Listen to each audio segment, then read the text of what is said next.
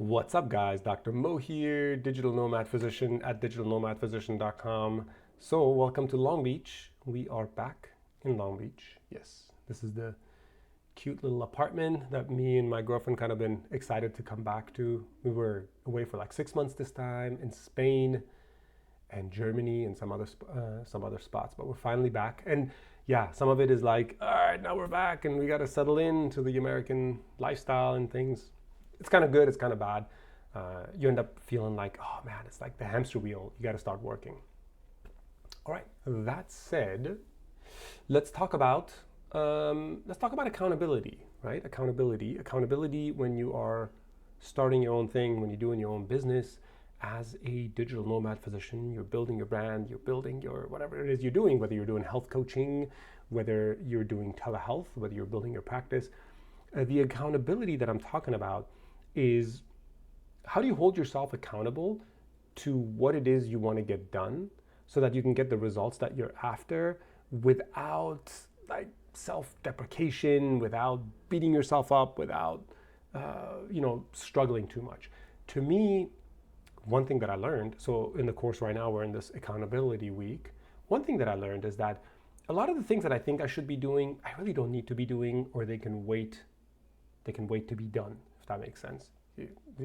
There's no rush to do them. For example, when you are searching for an electronic health record, really what you're searching for is, how do I document the patient visit? How do I, send the patient a communication?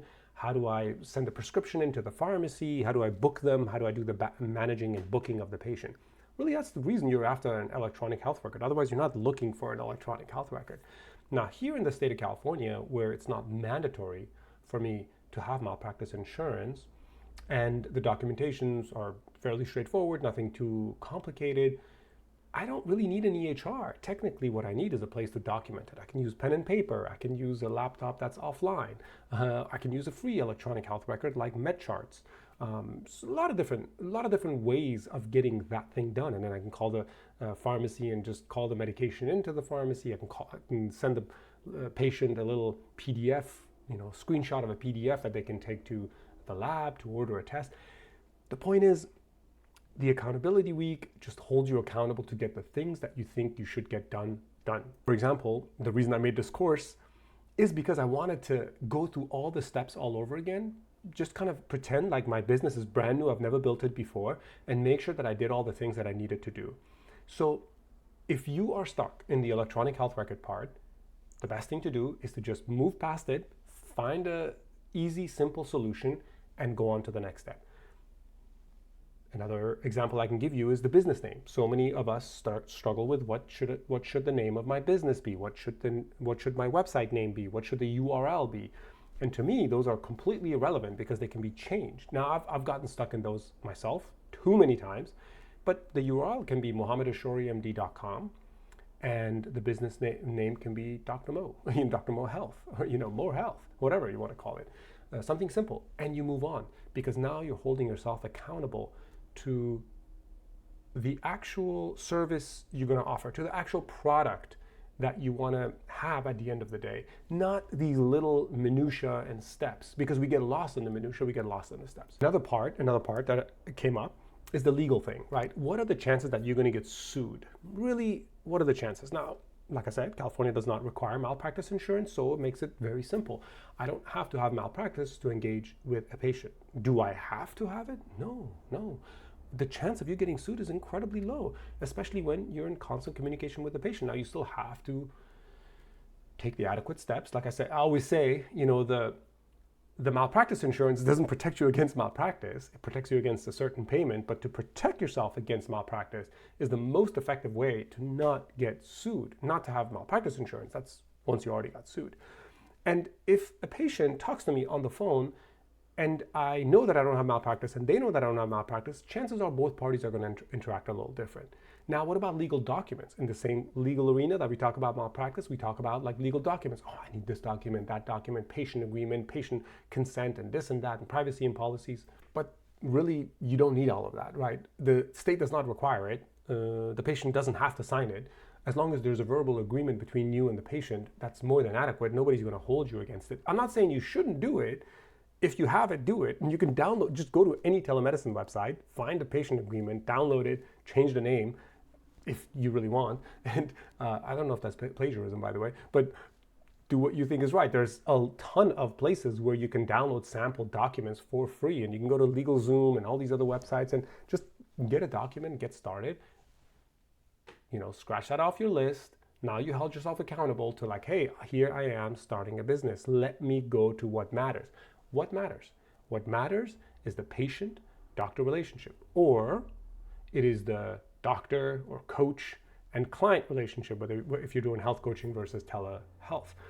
What matters is that you guys engage, you share the knowledge that this person is looking for, and you engage in a relationship, you make money, you spend your time doing something worthwhile. That person profits from what you're doing. The other part, in fact, in my course, between marketing and looking at the competition, like who else is out there offering services similar to you and how are they doing it, this is where we do the accountability week. And so marketing is part of that. In fact, I think marketing is the piece where many of us get stuck, because in marketing, most people who market themselves go 90% of the way there, and they don't do the extra 10% that's necessary for them to actually matter, for them to actually be present online. What I mean by that is they did this, they did that, they published social media stuff, they did content marketing, they wrote this, they wrote that, but they didn't do it they need a little bit more. They needed to do, maybe they need to write more articles, or maybe they needed to publish it a little bit better, or maybe they need to make the search engine optimization a little bit better.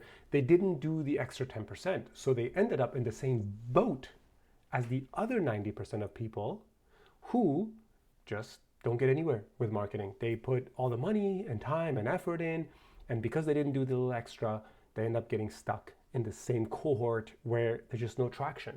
And then they're like, well, I don't matter. My website doesn't matter. Nothing matters. Well, marketing is one of those things that you can't just check off and go to the next thing. In the accountability week, one thing that is important to me with the physicians that are taking the course is to understand that the marketing is this entire process that you have to do almost to perfection. Fortunately, the most important part of this whole thing is that you're a physician, right?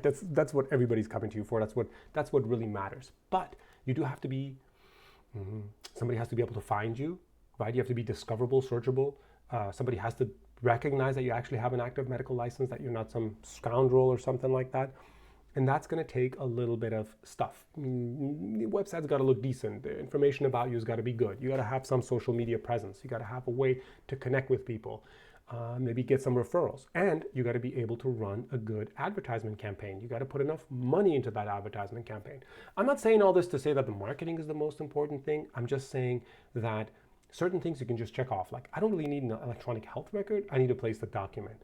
And I don't really need a marketing strategy. I need a way to reach patients. But if you're not able to reach those first few patients, you're kind of stuck.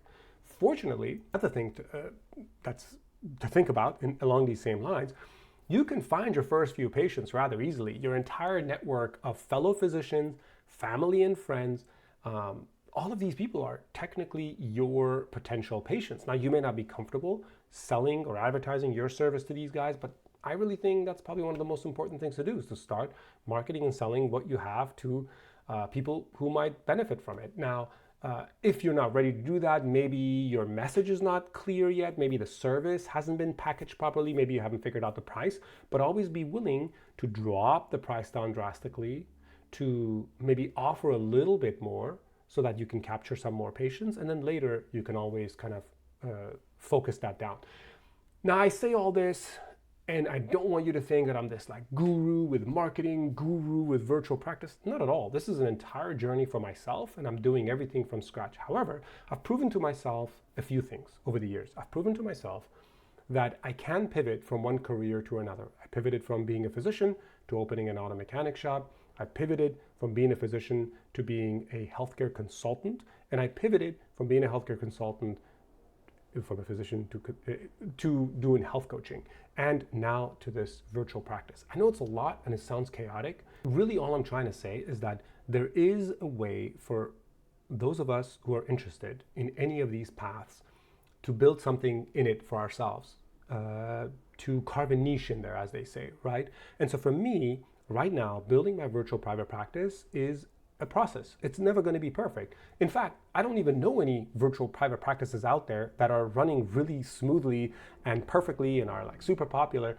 Most of them have something else that gives them that edge. They used to be either insurance-based practices that now switched into this like quasi-virtual and in-person, so like a hybrid model.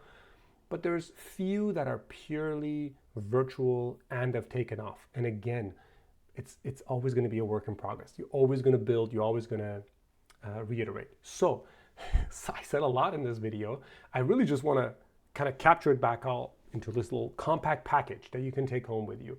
Don't get stuck on the things that don't matter too much. The legal stuff, low on the list. The marketing stuff, higher on the list. The business stuff, low on the list. The service that you're going to provide and what you're going to charge, high on the list, right? Put the time and energy into those things. Sometimes you have to just journal. And what I love is just going on a website, creating, mocking things up and saying like, how does that look? Like if somebody landed, would they want to purchase this? When you do that, it makes you think about the person who lands on your website. What do they want to read? What do they want to see? You know, would they actually buy my service? Why wouldn't they? Maybe I can hop on a call with them and kind of convince them and upsell them or sell them. And I think sometimes selling or closing a deal is a really powerful skill, which you can do tons of great YouTube searches for that and you'll come across some great information. The point is, don't get stuck in the little stuff. Focus on the stuff that really matters so that you're not like 90% of the way there, but you didn't do the extra 10% to actually make it to the goal line. And that is the whole point of the accountability week. All right, guys, that's it for me. Take care.